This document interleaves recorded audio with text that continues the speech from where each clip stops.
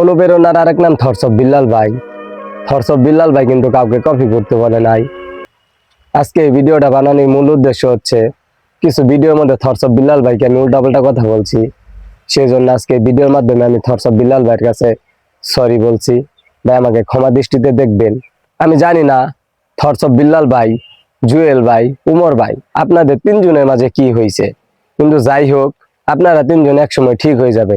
কিন্তু বিল্লাল ভাই একটা জিনিস আপনি লক্ষ্য করে দেখেন, আপনার সাথে যারা থেকে ভিডিও বানায় তারা যে অনলাইনে এসে জুয়েল ভাই আর উমর ভাইকে নিয়ে উল্টাপাল্টা ভয়েস দিতেছে, এতে কিন্তু ভাই আপনার বদনাম।